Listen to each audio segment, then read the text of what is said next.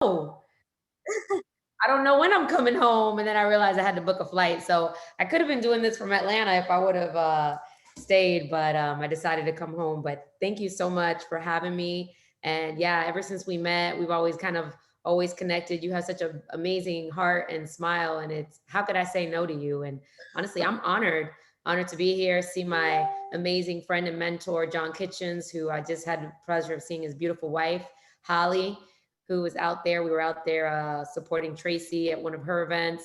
Um, and yeah, I'm just honored to be here. And to be honest with you, when James asked me to come, I'm like, what do you want me to talk about? So, James, I'm gonna let you just kind of guide me, and I'm happy to share what my journey has been and what we're doing to grow and what we're doing to be relevant in today's market. But most of all is, also grow in EXP and grow our organization. And, honestly, just show up authentically as you, just to be you and live truly in the most authentic manner so that we could be fulfilled in business personally. And James, you tell me, I want to make sure I take this in the direction you want. You want production based, or what do you want here? Because I'm gonna give it to them either way. Yeah. I mean, just kind of like your backstory. How you became the queen, and how you was able to build your organization to where it is right now. Absolutely. Well, the more I've kind of matured, the less I like to talk about myself. But I know sometimes it's the story, right? It's the journey that allows people to see, like, maybe there's some similarities. And guys, I do have the pleasure of running a very large team in Orlando. This year, we're on track to sell well over 1,275 homes. Year to date, we sold 825 homes, and we're really proud of what we've accomplished. I'm not only proud of it, not, just because of I love my team, but also, just the story that led me to it. Oftentimes when I think about the success that people see, they don't see what happened on the come up. They don't see the 16 and pregnant, the divorced at 25, the bankrupt by 26, the almost dying, because of my health not being in order, and just the mistakes I've made along the way, that have led me to this moment where I can now share my mistakes and my story, so that hopefully it can inspire other people to know that no matter what you're going through, if you surround yourself with the right people and you're open-minded to learn and you really stay true to your purpose, you can accomplish a lot. And that's really what my story and my journey has been. I grew up with an amazing mother and father. My father was in the military, but growing up in the military, it was challenging for me. I grew up in a place where every 2 to 3 years we were moved. Every 2 to 3 years, my parents were stationed somewhere else. So I really never found a place that I called home. And I was always kind of like having to figure out who I was growing up. And it wasn't until I found a home in real estate that I finally found, like, wow, I think I know who I am. But I did have to overcome some challenges in my life that, I look back now and I say that those were the true success stories.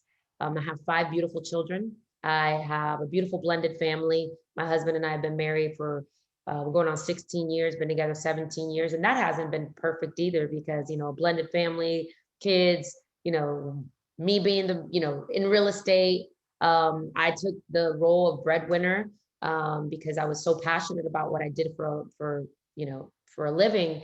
And that was also hard, being married to someone in real estate, working with your spouse. So there's so many stories that I can tell you as far as what we did. But one thing we were very crystal clear on that I'll never forget was, it was 2006.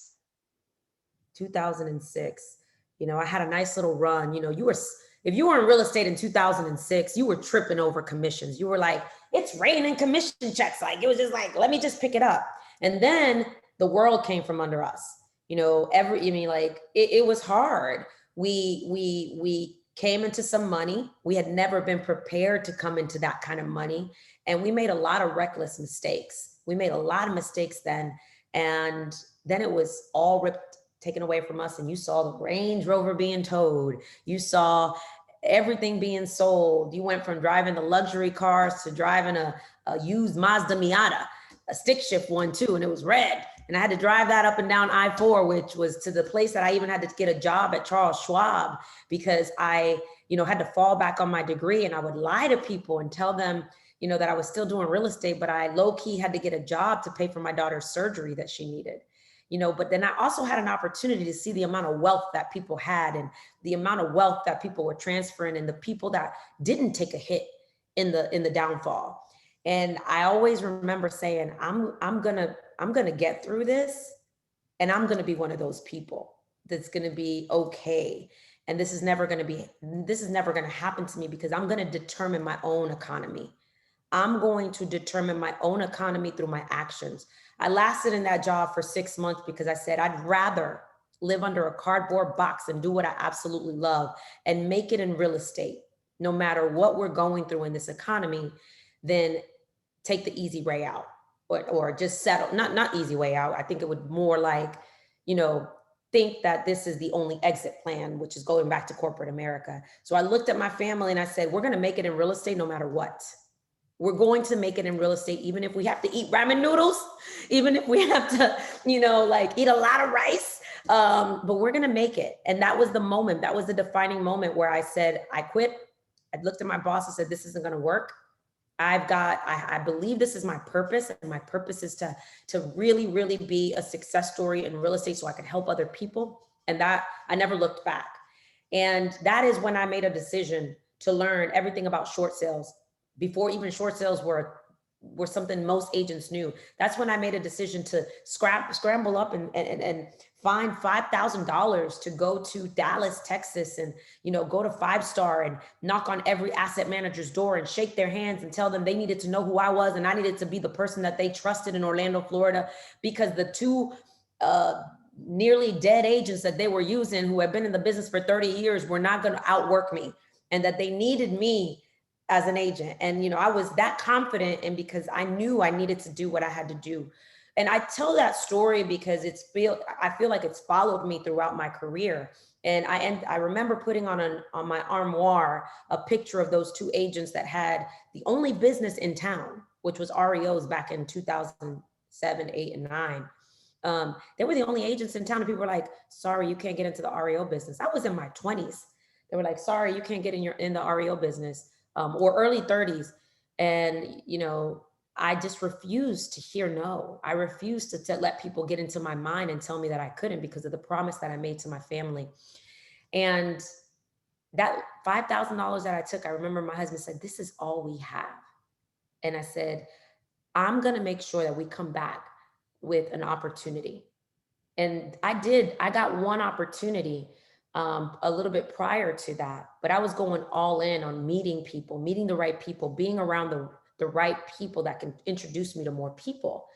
And that Monday, when I came back from that trip, after spending $5,000 renting out a portion of the bowling alley in Louisville, Texas, and also going to Capitol Grill for the first time with asset managers that I didn't even know that the mesh on the lemon was meant to hold the seeds from coming out. And I'm here like seeing all these people order all these fancy steaks. I'd never been to a Capitol Grill in my life. And I'm taking off the mesh, and my husband's hitting me with his elbow saying, what are you doing? I was like, I don't know. I've never been to a fancy restaurant before. We're poor. Okay. The fanciest restaurant I had ever been to was a Red Lobster. And taking them out to the club afterwards and just hoping the credit card would go through. But that Monday I came home to 37 assets in my inbox and saying, congratulations, you're the person we want to work with.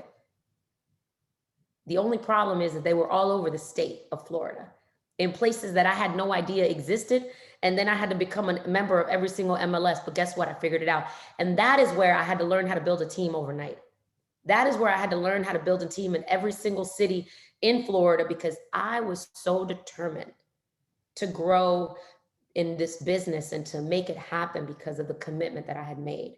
And I believe in this same philosophy Go find the deal, the money will follow. I started knocking on people's door to invest in my business, to believe in me, to back me up, to let me borrow money to repair properties, to let me do what I had to do. And I learned so much from that experience. And that's how this scrappy Veronica in real estate came to life. And from there, the rest was history. I became one of the most successful real estate agents in REO during our market. But then I was also very in tune with where the industry was going. I was like, when the market started shifting again, I was like, all right, this time they're not gonna catch me with my pants down. I started farming and out working everybody in our community, out hustling. Somebody said something about events. Yes, dinner parties, pumpkin patches, you name it, every business owner. And then I started thinking of critical mass. I started thinking, who can I meet that has a large network that can introduce me to their network? Because I don't just want to do business with them. I want to do business with their network. I want to do business with the 100 people they know. And then I want to duplicate that over and over and over again.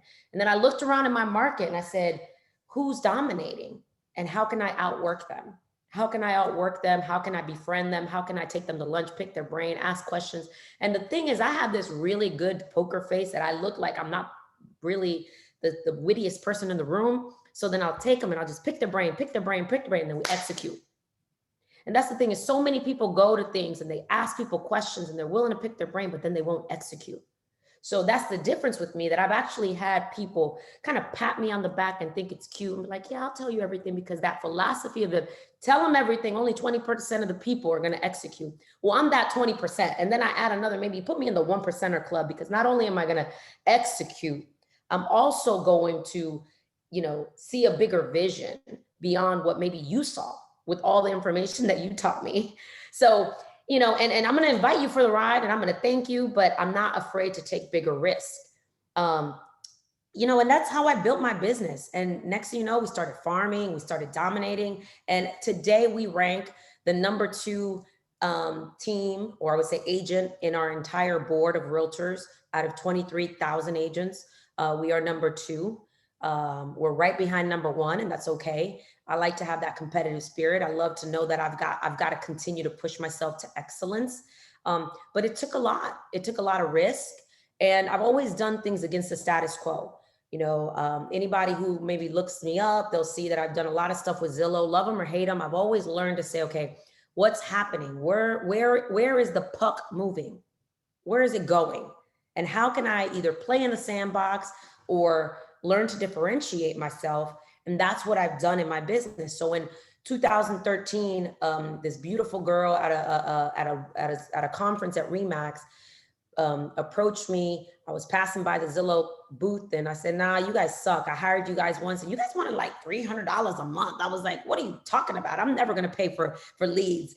And I fired you guys. And then she said to me, if you give me an opportunity and you listen to me, I'll teach you what some of these big conglomerate players are doing and how they're growing, and teams are going to be a big thing. And I had no idea what she was saying. I wasn't conceptual at that time in my life. I was just looking for that next deal. But there was something about her and she caught my interest. And I said, you know what, Sarah, take my credit card real quick. Don't let my husband see it because he's going to kill me. Because the last time I did something like this, he nearly killed me, but it worked out. But I don't know if I'm 2 for 2. So it was $283. She swiped my credit card, and I never forget. I called her back like a month later, and I said, "It's like crack. I want more," because we converted like 10 buyers, and we had 10 contracts off of that one little 283. And I could do math. That's one thing I could do very well. So we were farming in our market. We had already had market share, but I was always looking for more ways for our agents. So next thing you know, we just start building a team, an online leads team. I had no idea what that was back in the day. And then, I just started understanding. I started following all the big players. What's this Boomtown thing? What's this Vulcan 7 thing? What's this? What's that? And I just would spend my time researching.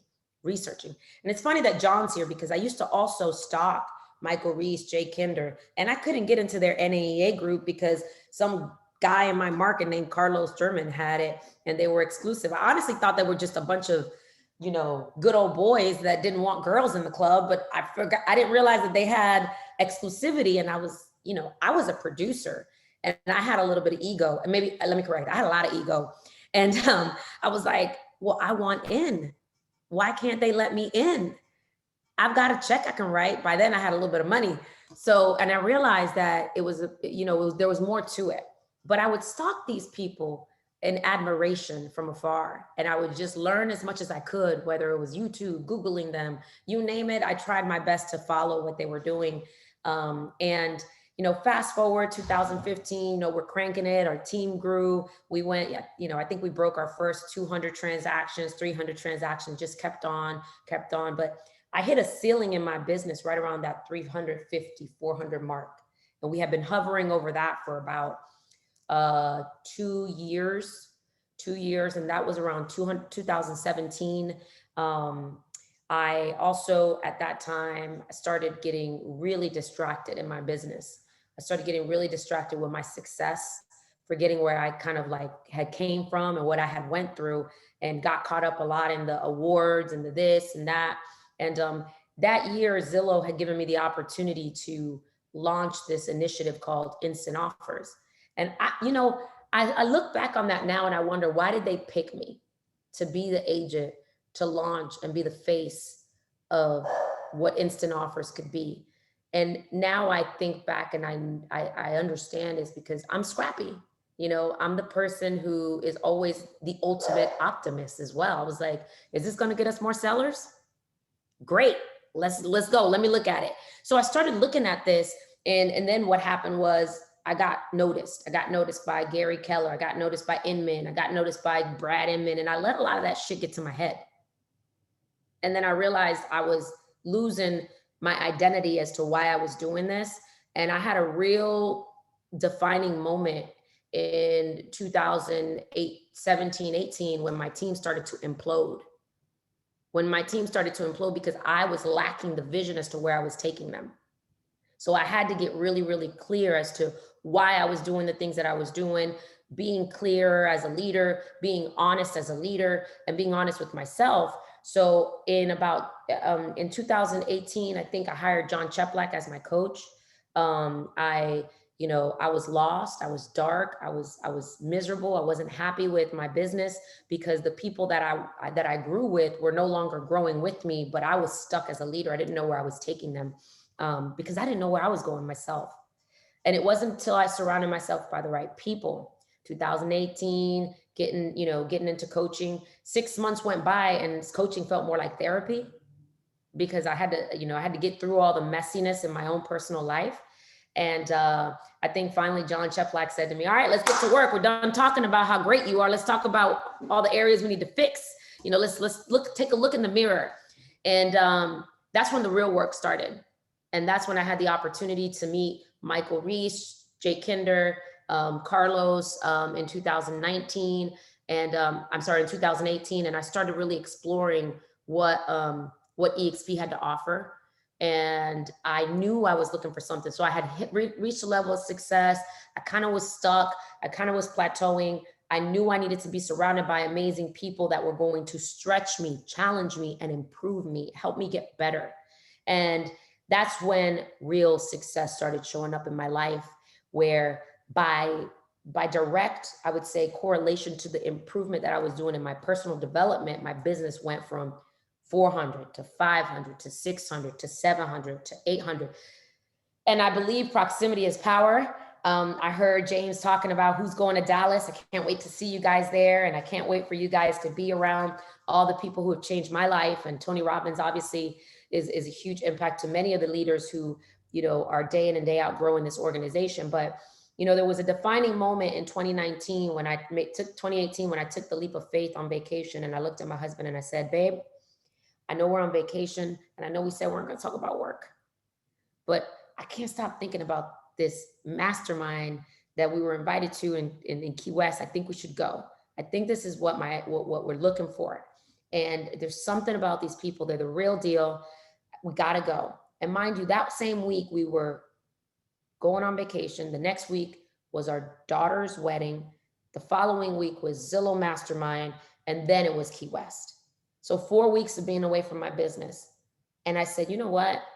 If I don't believe in myself enough to walk away from my business to invest for what's going to help determine the future, then do I really have a business? And I went for it. And that was the moment that I decided that I was going to go all in into the future. And it was the day that I said, I'm going to sell my Remax franchise, and I have no idea how I'm going to do it, but I'm going to get out of my contract. I got 3.5 more years left, but I'm going to figure out how to do this. And that's the day that I embarked on the journey. I hired the best attorneys in town to get me out of my contract. And don't repeat this, because I'm not telling anybody to get anybody out of a contract. I came over way before the lawsuits and all this, and I sold it to someone who wanted it. So I was blessed enough to do so. And I was able to do so. But along the way, the reason I share this is because in life, business is gonna throw you some curveball. Life is gonna throw you some curveball. So I thought I found the buyer. We thought it was gonna happen. But then that's where the real challenges started facing. I started facing the real challenges. The real challenges were, was the person gonna buy it? But what if they didn't? They had a due diligence period. The attorney costs, the fear. Would I lose my team? I had a team of 20 something people. At that time, my VP of ops, who was one of my best friends, turned their back on me and basically would tell the person who was going to buy my franchise not to buy it, that I was a fraud. Don't do it. She's believing in these other people. Like, she's always looking for change. She's not consistent. And I started believing a lot of that stuff. But through great mentorship, I had amazing people who, again, coached me through this. And I'll tell you guys a little secret. In January of 2019, I've never told this on a platform like this, but I was approached, and I was approached by Gary Keller to fly out to his office. And let's just say I was there when he made the joke about EXP being like Donkey Kong. And I was also in his office that same day. And let's just say I was offered a huge opportunity. And it's times like that that you really start to figure out who you are, and what your principles and your core values are. And I was able to look myself in the mirror and say, what do you want to be known for? You want to be the person who got bought, or you want to be the person who truly followed their heart and is doing something much bigger for a bigger purpose with the right people? And the money will follow when you're following your heart and you're doing things for the right reasons and you're around the right people and you're impacting lives. And let's just say I politely declined a very lucrative offer that probably could have changed my life in that moment, versus me having to go and give Remax $100,000 and have to fund all the rebranding and I have to fund all this stuff. So I will say that the reason I share this with you is because in life, sometimes you're going to be distracted. You're going to have the naysayers. You're going to have the people that are the dream crushers, or the people who will come to you and then try to deter you. How many of you guys have people in your life that sometimes say that's not going to work? Or maybe you should do this, or deter you here, deter you there. Well, that was me. I feel like I'm the poster child of that. And I remember having a conversation with my best friend, she is my chief strategist for my business. She said, at the time, she was just my best friend. She's still my best friend after 11 and a half years. She says, you look tired. You look confused. And you've overcome so much. Don't get lost now. And I'll never forget, she said, you need to learn to surrender. And I didn't know what that meant. And I remember going home that day and just praying. And I said, God, help me surrender. Teach me to surrender. I surrender. And I woke up so clear. And that's the day that I rejected anybody. I said, I am committed to EXP. I'm coming over. I'm committed to the community that I want to be in business with. And that was the day that I got to work. And because I was ready to surrender, everything started falling into place. The attorneys were finally able to get the approval. It's like everything fell into place the way it was supposed to happen. And I was the only one in the way. I was the only one in the way, blocking what was supposed to happen, because I thought I had to have it all figured out. I thought I had to be the one in control, and I had not figured out the power of surrendering. And at that moment, when everything fell into place, you wouldn't believe that it happened to be the day before EXPCon in Orlando was the day that I signed and closed on my Remax franchise.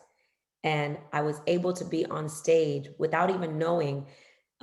Mitch Robinson at the time was the chief marketing officer at EXP, and I knew him from my Zillow days.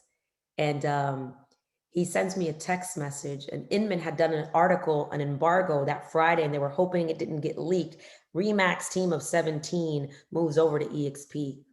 And they call me and they say, can you be in the back of the stage at 11:30? Well, funny story. My husband, I had to send him to the mall because I was so stressed that wondering if this was going to happen. I forgot to pack one of my shoes. So I had no shoes. I had a dress, but no shoes. So I'm from Orlando. So this happened to be in Orlando. So he ran up to the mall and he got me a pair of shoes, and I'm going backstage and I had no idea. I thought they were just maybe going to introduce me to someone or something. And Mitch Robinson says, this is your script. You're going on stage in the next 20 minutes. The lights are going to be off and you're going to be the agent to say that today's the first day, your first day at EXP. And I'm like, huh? And that day, the lights turned on and my life completely changed forever. I've been at EXP for 26 months, 25 months. I think today we should cross over 1,600 partners in the network. I've retired my mom and dad. I bought a beautiful condo and closing on another house in Puerto Rico to spend more time with my parents, where they, obviously wanted to retire, and also to be in around the people who have lifted me up and helped me and seeing a different vision. I still run my team out of Orlando. I still have my home here in Orlando. And then I also learned that I could do business in so many different ways. I was so stuck in the way that I thought. And now I run my team from afar. This computer is my command center, and I could do it anywhere. And I'm more present. I'm healthier than ever. I gave up drinking. I taking care of my health. I have a better relationship with my staff, with my leaders. I have an amazing operations team who they see the vision. I'm flying 26 people out to EXP Build It conference next week. Bringing people that I never thought would say yes to an invite. But I realized if you just invite people and you just tell them and you share your heart and you share who you are, they're going to say yes to you, not the logo, not the business model. Oftentimes it's to you. And it's what I did. I said yes to the honey badgers. I said yes to the community. I said yes to the opportunity to see that I'm capable of so much more than I see in myself. And now I have an obligation to go and help other people and to do so. And I'm capable of so much more. I'm capable of being an agent that has a balanced life, that can be a millionaire, that doesn't have to be in the grind every day and miserable because a deal's falling apart. There's so much more out there. And if it wasn't for this beautiful opportunity that we have together with John and James and all of you guys here that are leaders coming together, if you notice, I'm not going to tell you how to write a contract. I'm not going to tell you how to do real estate, because there's so many different ways to do real estate. But I'm just here to say, are you ready to believe in yourself? Are you ready to believe that you are capable of doing anything and everything, even when things get difficult? Even when people tell you no, even when people who you thought were going to be along the ride are not going to be along the ride forever. Are you ready to believe in yourself that, who cares what happened in the past? You have an opportunity to fix your life. You have an opportunity to make tiny, tiny improvements in your life that'll have a massive impact on how you show up for others. And that's what I'm here for today. And it's why people join me. It's why I will tell you, I have more people reach out to me because I'm honest and I share my story and I'm vulnerable and I'm not afraid to tell them, like, man, I ate a lot of the shit sandwich. I've eaten so many of those. And let me tell you something, I don't want to eat those anymore. So I've got to start doing things that are going to change that, because the common denominator in all of those cases were me. I allowed it, the lack of boundaries, the lack of clarity, the lack of the things that I wanted, and the limited belief that I wasn't worthy.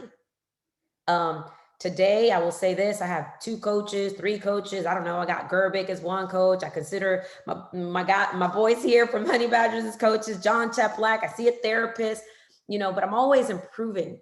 And the real competition lies within me. What do I need to do to get better?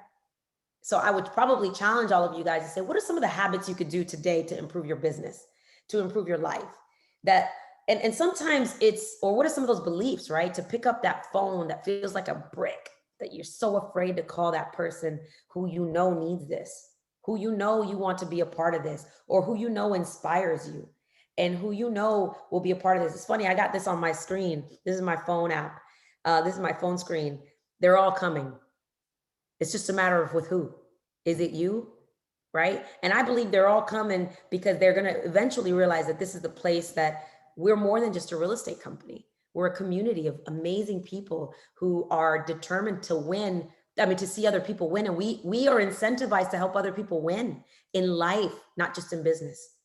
And what I love is, I mean, I kind of tell a story. I think maybe even John, when you first met me, you could probably see the trauma through my pores. It was visible, and I wanted to be around people who accepted me as I was, and how I showed up, but helped me grow, and helped me become a better leader, person, human, business owner, all of the above. And then everything else just started falling into place. So you might ask yourself, okay, James, why all of this? It's like, because here's the deal, guys. I, I've always been the scrappiest person in the room. Yeah, that's I'm hardworking, but I think what's makes this super special is that I've also been someone that reminds people that if you hang around me long enough, you'll start believing in yourself. And the thing with business that I'm finding is that there's a lot of people who think that a real estate license or the stock or the revenue share and the facts are what sell. And it's not the truth. I look around in my market, and the people that were smoking in stats or smoking in production or smoking in growth, they want to have everything figured out. They want to have all the answers. And my philosophy is like, man, we're going to figure this way. And we're going to figure this out as we're flying this plane, right? And if I make a mistake, I'm going to own it. I'm going to learn, I'm going to grow, and I'm going to reach the mentors who have guided me and who could help me. And we're going to get better. We're going to learn from it. So when you're thinking about who you're going to call, or you're thinking about why your organization is not growing, or you're thinking about why your business is not growing, are you overthinking things? And are you blocking yourself from growing because you're in your head and not in your heart? And now I'm coming from a place of being in my heart, and we figure everything else out, because we're coming from a place of abundance. We're coming from a place of true transparency and love and vulnerability. And now my team, that is an extension of me, and my goal was to replace myself on my team January 2022. No, not my goal, my commitment. And I will say this, when my VP of ops, my team leader, not my VP of ops, my current COO on my team, he sent me a message last night, and I'll share it with you guys. He says, about a year ago, I came to a $2.5 million company in the middle of a pandemic. And together today, we were able to hit $4.7 million in evaluation with a ton of room for growing. We're not even done with the year yet. Never in my life would I think that I could actually fulfill any of my big dreams, but you made that possible. The scariest part is we're at the beginning of an insane journey, and I honestly wouldn't want to do it with anyone else, Veronica. This is bigger than me. This is bigger than anybody. Get your ego out the way, create a world where other people can grow, that you can grow their world. And this is my CEO. He just doesn't know it. He's my COO, but he's my CEO. And it's aligned with the January deadline of that commitment that I made, that by January I would have a CEO for my team, because now I have an obligation to grow my partners. Now I have an obligation to think bigger and create a world where I could support others with the blessing that I've been given.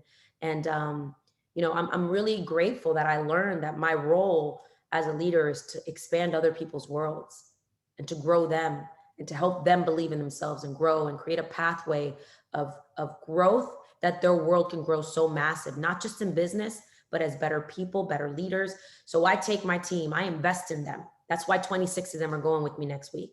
That's why I take them to my coaching events. That's why I show up in the rooms with them. And sometimes they're like, why are we here? I'm like, you'll figure it out in a little bit. You're going to see why you're here. Observe the people who are here, and why I'm so thirsty to be in rooms with amazing leaders like the ones you have here today. And because of that, I will say we are on track to probably finish the year with $5.5 million in GCI as a team. And my splits aren't that sexy. My splits aren't that sexy. You can do the math. I pay my buyer's agents 50% and they get 30% on the listing, but I provide massive value. I provide community and I pour into them. And hopefully this year we should net a little over $650,000 in revenue share, 25 months in. And let's just say I'm very glad that I walked away from that offer that I was given to deter me because, you know, in the end, what I've been able to receive on the other side of that, which I call courage, is freedom, true financial freedom, not golden handcuffs, true financial freedom. And this is just the beginning. This is just the beginning. Next year, $1 million in revenue share passive, God willing. Committed to that, hold me accountable, and, you know, making sure that my CEO for the team takes the team to 2,500 transactions. 1,700 transactions in 2023, 2,500 transactions, and being one of the largest teams in the country, and being able to help develop other teams and other brokers and showing them that there's a better way to do real estate. And I don't think I know it all. I know I want to be a part of the future of real estate. And I have this mission that I want to connect the heart, the art, and the science of real estate, you know, and be a part of it and show more agents that the reason I say the heart is because that's the key component, right? That's the first thing. Like the heart to me is always the most important thing. And the art and the science of it, you know, if you can master that, you've got a beautiful combination. So James, I don't know where you want me to go with after this, but I'm here to answer any questions. And if you want to talk a little real estate, we can do that too. No, yeah, we definitely appreciate it. That was amazing. I mean, it's funny because I mean, you look at somebody and you look at their success, you look at all their stuff, but I mean, you didn't realize the backstory behind them. I mean, taking $5,000 and just going to another state, knocking on doors to get listings, basically. I mean, that was pretty amazing in and of itself. So I just wanted to kind of open it up to some people that might have a few questions for Veronica. Maybe they're trying to, take their business to the next level. So anybody have any questions for Veronica? These guys want to I got a question. Can you hear me? Hi, Rick. What's up? Listen, I'm gonna record that and play that when I'm having an off day. That's for sure. But I got a question on community. Okay, so here's the thing that's happening in my group. We're doing because I'm excited about rev share right now, obviously. And a lot of our training and stuff is gearing to more towards rev share, and we're putting in that business building stuff too, which I'm pointing people in the right direction. How are you kind of going back and forth with that in your community? How much weekly training do you do on rev share, and how much do you do on business building? Great question. So my team, well, our organization, we obviously fall under the Honey Badgers, and we see what, Jay, Michael, Albie, and John and them have built. So we try to emulate a little bit of that. We created a group called the Global Alliance. And inside the Global Alliance, we have a lot of engagement. We have about 1,600 people, 1,700 people in that group. Over time, we've realized what people want. And accountability has been a big part of it.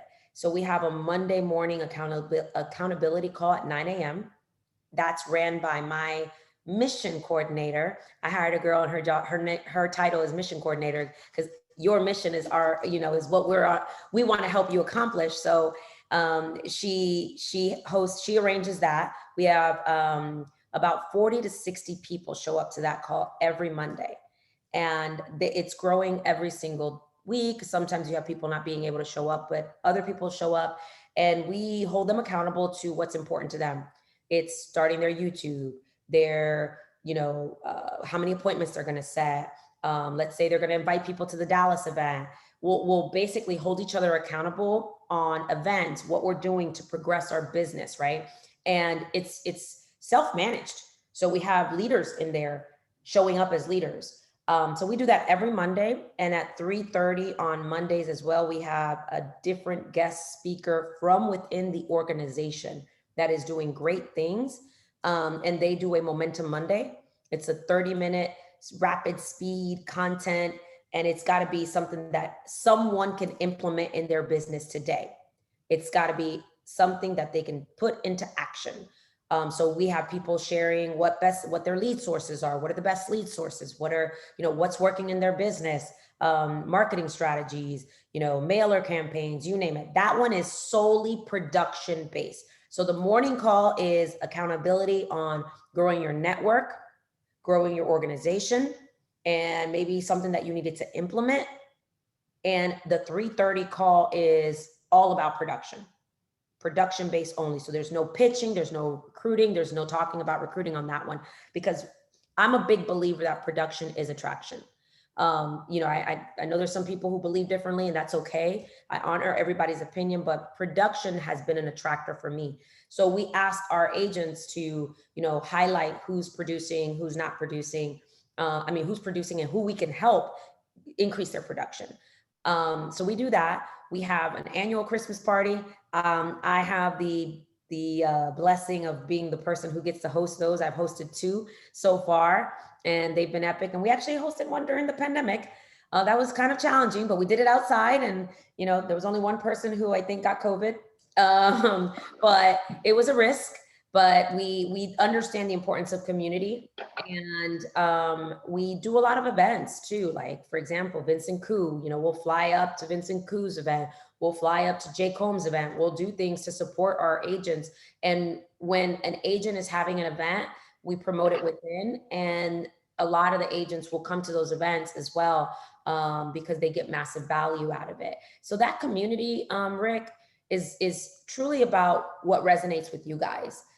We've had to kind of figure out what works for our community. I mean, we're like Latino Nation up in Florida, a lot of, spicy Latinos up in here, and they're emotional, man.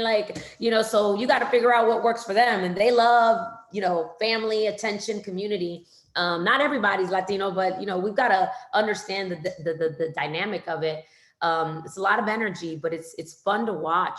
It's fun to watch them. And then obviously what's your Fire Friday? I saw that. What's Fire Friday? Or is that, am I pronouncing that right? Yeah, Fire Friday. So Fire Friday started during the pandemic, and it was just basically a filler for my team. I was exhausted. I was doing Zooms every day to keep my team. Yeah. And on Fridays, I would always bring a speaker. So then I was like, I just one day was like, oh, we're on Fire Friday. And the next thing you know, it's like, we're into Fire Friday again. Next thing you know, I started bringing people like Brad Inman, Greg Schwartz, the president of Zillow, Chris Smith from Curator. Like, I started really bringing some talent, and I was like, I think I have a product here, and I think I have a show. So I started scaling that to not only be for my team, but then I started using it for agent attraction. Started inviting people, started edifying people, started putting people on my platform. And I was kind of naive. I didn't know I had a platform at that point. And next thing you know, people who are on the show are now part of our organization. People who are on the show are now coming over. And it's become something that I actually have people like you. You said, what's Fire Friday? You see it. We have a YouTube channel. It's turning into a podcast over a year and a half later. And that's the thing is, Rick, consistency kills. Like, my shitty show will outperform your non-existent show. So all those people who are waiting for it to be perfect, they better keep waiting, but it's going to be consistent. It's going to be consistent. And, it's rapid fire, 30 minutes. I keep it to 30 minutes. I let people know, I'll cut them off. I'm like, all right, we're over time, but we'll bring you back, and people now are used to it. And it's just another form of community. It's just another form of community. Carlos does open book. Bobby and Gil do Dead Agent Society. Everybody has, and then what they're doing is the spinoffs are being inspired by someone else's action. So that's what we do in our group. Like, who's doing this? Who's doing that? Let's start edifying each other. So that community has really taken a life of its own. And I never want to run a business where it's like, I'm the hierarchy. Now it's more like we're rallying the leaders together. Who wants to lead? If you ask your group who wants to lead, you'll start having leaders show up. Leaders will raise their hand. They'll start showing up. Get them involved, because I never want to run it the way I used to run my brokerage. Like, I was the broker. I'm the one in charge. Now this one is more like, hey guys, what do you guys need? Like, how can I help you? Like, what is it that you guys would love to see here? Because together, collectively, we're going to make this group special. This community is going to turn into something pretty special. But I think John Kitchen is the best person to ask about community, though. John Kitchen, he's awesome. I got some leaders on here, guys. Thank you so much, Veronica. I won't hog the session. No, you're fine. Yeah, I'll chime in on that too, man. I know when, you know, we were first starting off trying to, you know, figure out what this thing was going to look like. You know, I felt like I was doing everything, and John was my coach, and I remember asking him like, John, man, like, you know, what, you know, it don't seem like nobody, you know, somebody willing to do it, and you know, he gave me some advice on what to do. He said like, just reach out to people and see who's willing to step up, and then, you know, the ones that are willing to step up, start taking some of that stuff and give them, you know, some things, and thank God that I did that, because like now I don't feel like, you know, the weight of the world is on my shoulder. I got some great people that has been stepping up and doing their thing, and that's the reason why we've been able to grow. So I appreciate you, John, for that. Another plug for John. So, but anybody else with a question for Veronica? We get out of here. I don't know. This is 102. How much time we got, Veronica? I don't want to go too far. I'm good. You good? Okay. All right. Anybody else with a question? Hey V, I got a question I think would be kind of really powerful for everybody listening in. And you know this, I mean, a lot of agents and a lot of people in general live kind of in a circular world to where, you know, they get caught up in the drama, and it's just a vicious cycle that they live in. And I think there's probably, you know, we just know statistically there's a lot of people on this call that are living in that type of world right now. I would love, you know, just from your experience and your guidance and leadership and what you do with your team, when you see people in that vicious cycle, kind of the pointers that you kind of help coach them through to break the cycle and get into that straight line to where they are moving towards a known direction. They're moving towards something. And I mean, you know, what is kind of your take on, hey, one or two kind of actionable items to get out of that circular world and get into something that's moving in a direction? Yeah, you know, I think that's such a great question. I recently did an exercise with a group of leaders, and they had some real big aha moments, right? So we think of all the things that we need to start doing that we're not, you know, that we're not doing today, right? We think of all these things that we need to start doing, and I need to start doing this, I need to start doing that, I need to start working out, I need to start doing this. But then very few times do we ask ourselves, what are the things I need to quit doing? What are the things I need to quit doing, like the excuses I make, the procrastination, the waiting to blame someone else, or the habits that I know are hurting me that are causing me to not show up as the best leader. And no one can control your success other than you. I'm a firm believer of that. So if you're in that cycle and you're still stuck and you continue to get stuck, you know, that exercise of really doing that start. What do you need to start doing? But most importantly, what do you need to quit doing? You start really being honest with yourself, and you start realizing, man, maybe I need to quit making excuses. Maybe I need to quit hanging around people who are negative. Maybe I need to quit hanging around people who, you know, don't see what I see. Maybe I need to quit paying for those leads that aren't, you know, working for me, or I'm not, you know, maybe I need to quit making bad choices on certain things, what I eat, like just a lot of different things. And that exercise was one that really helped some of the leaders that I know, John, have a real conversation with themselves. And they got deep with the exercise, right? It's like, what are the things that they need to start doing? But the most powerful exercise was, what do I need to quit doing? And you'll start realizing that the only person standing in the way of the change is you. So then people start owning, like, man, I'm the problem here. I could really change things. I could really change my life. So for me, I quit a lot of things. I started also putting boundaries in my business, boundaries in my life. What are boundaries? The other thing is, like, what are your core values?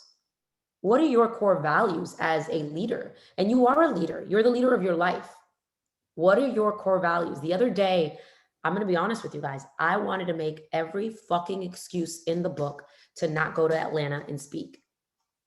There was a storm, COVID spike, this or that. But one of my core values is I will do what I said I was going to do. Unless I truly had COVID, unless the airport was shut down, which is out of my control, I was not going to make an excuse, because I want to be the leader that does what she says she's going to do, even the days that I don't want to do it. So recently, my core values have evolved because I had to get really honest. What is my mission in life? What are my core values and principles? What is law in my life? And what is law in my life now is I will do what I said I was going to do, unless it's going to harm me, obviously, physically, right? I will be honest with myself and live within personal responsibility.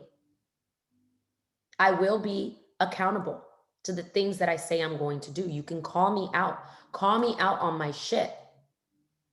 And I will make sure that I come from contribution at all times, that I'm helping other people, right? So I look at those things and I say, now I know why before, when I didn't have clear core values in my life, why I was so inconsistent, why boundaries didn't exist, standards didn't exist, why there was some gray area. Now it's black and white.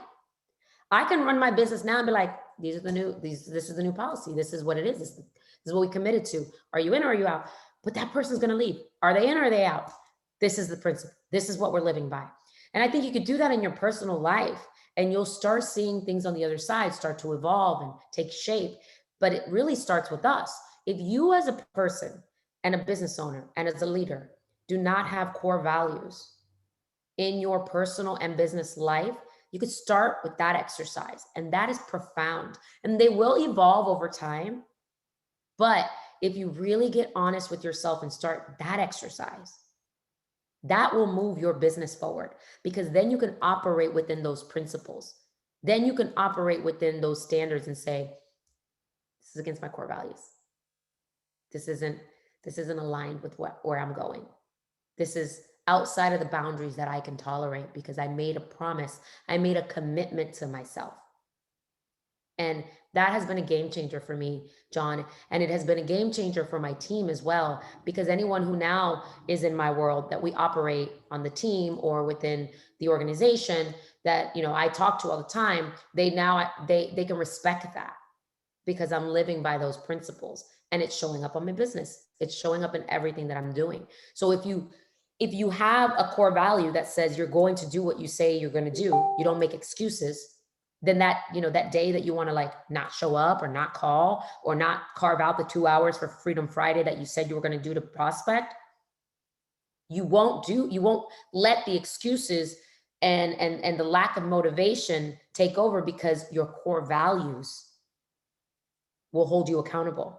And you'll say, I don't feel like doing this today, but I got to do it. And then you get into your mojo, and then you feel good. And then you're like, hey, I don't want to take 26 people, but you know what? I made a promise to Josh Pride. I committed to Josh Pride that I was going to take 26 people to build it. And I'm actually taking more than 26 people to build it, because although my bank account, I may not, how much is it going to cost me? Come on, Brand, give me a discount. Nope. Brand is in his principles. James is in his principles, right? This is the price, Veronica. You know what? I committed to that, and I'm going to do what I said I'm going to do, and I'm going to invest in these people. Because if I'm asking my team to do this, I, as a leader, need to show up. Josh, you got your 6? Okay, I got my 26. Good, we're good. We're committed. So your principles and your core values start leading your life. And there's no more excuse. So that day, I don't feel like calling, or I didn't do it because of this. You're not living within principle and your core values. So start and stop, and your principles and core values. Yeah, it's powerful. Behavior, right? It's how we choose to behave, and it gives us the framework, right, to which to behave within, and that's powerful. And V, I appreciate you, James, for making this possible, and for all of you guys listening in. I mean, I had the opportunity to meet Veronica at that kind of time in her life when I could just see it, right? I could just feel her energy. Something was way off. And just even the transformation at that experience in Key West to even a year later, to when she opened up Key West for us, to, the time in Orlando, to the human being. I promise you guys listening in, this human that is speaking to us today is not the same human when I met her in Key West. And, we all need, there's a couple different models, the 3 M's, the mentor, the model, the mastermind, the plus, minus, and equal. But if you're looking for somebody to model after, you're looking for a great mentor, you're looking for that plus in your life, I promise you, there is probably no better human being than connecting and following Miss Veronica, for sure. So really appreciate you. And I know you're just getting started. So it's going to be fun to be a part and watch the journey continue. Thank you, my friend. I'm excited for all of you guys and to be in proximity and to be a part of all of this with you guys. I can't wait to meet you guys. If you're going to be in Dallas, come up, say hello. I've got a pretty special role that I'm excited that I'm going to be doing in Dallas. So if you see me, come up to me. And if you're a hugger, I'm still a hugger. If you're a fist pumper, I'm still a fist pumper. If you're a waver, I'll say hi to you that way. I'll see you in Dallas. Yeah, appreciate it, Veronica. I'm so glad I didn't give up trying to get you here. So, Thank you. I'm so glad too. This has been fulfilling for my heart too. very cool. All right, so everybody, for those, if it's being recorded, it's going to be on the Agent Builders Facebook group. So if you're not part of Agent Builders, what you do is just reach out to your sponsor, and then they'll get you connected on there. They have to send you an invite, and then we'll accept you. But not only for this mastermind, but other masterminds are on there as well as other cool stuff that we try to put on there. Everybody's sharing as well. So so coming up next week, there's not going to be a coaching call because it's every 2 weeks. Dan, what's the plan for Thursday? You know, I know we all going to be in Dallas. Are we doing that Q&A? Yeah, let me check the participant list real quick on a humorous note. So yeah, I just got to clear it. But my plan is, look today, you know, Tony Robbins starts at 2. That's 1 o'clock here. Let's see. 2 there. So anyway, Daniel, I'm going to ask Daniel Clodfelter to do the to get a couple people to do the mastermind production meeting, and so that'll be fun. Him and John will be with us in Dallas, but him and John were phenomenal yesterday, and Tim Lennon also. Actually, Tim can help. I'll ask Tim. Let me see if he's on here. Anyway, Tim and Daniel are between the two of them. I'm going to get that covered because I don't want to disrupt the flow of that. And I want to be real consistent. So that's going to be every Thursday at 1 o'clock Eastern, unless it's Thanksgiving or Christmas is my plan. And, you know, it's not my group, it's our group. And so I'm just kind of kicking it off and building that community. And then we can all support and help each other. So it looks like probably Daniel and Tim. If not, I'll find 2 other really strong agents to kind of head that meeting and get it flowing in the right direction. But it was really, really good yesterday. Had some great participation from all over the country and Canada. So that's cool. Yeah, cool. So that is going to be every Thursday at 1 o'clock. Q&A mastermind. That you know, it's going to be me or Dan or John or Tim or somebody to be able to answer some questions. I think you got it unstuck. So anybody that wants to get unstuck, you definitely want to go ahead and be on that part there. Or even if you're not, you still want to. I'll elaborate a little bit on that. So where I learned that was from some guys out in California, but they learned it from Sheplack, and he learned it. He'll tell you he learned it from somebody else. But that's one of the meetings Veronica was talking about that she has. We have that same meeting. And that was kind of inspired by whoever inspired Sheplack to do that. But Daniel Beer, was kind of leading the front on that. So I copied and pasted his thoughts. So just production, no recruiting, no selling, and come on and get some help. And if you're also able to, then also give some help. And then we also encourage referrals in that group. But besides that, just straight up production call. Absolutely. All right. Well, once again, thank for everybody for coming out. Agent Builders Facebook group, reach out to your sponsor if you don't have the information regarding that. So people going to Dallas, hey, like I said, look us up, make sure that we all connected. Let's go ahead and get some dinner or some lunch or whatever, and try to connect down there. But other than that, I think I'm out of here. Anything else, Dan? Anything else, John? Oh, see you guys. I'll be there early Monday in case somebody gets in early like I do. See y'all Monday. All right.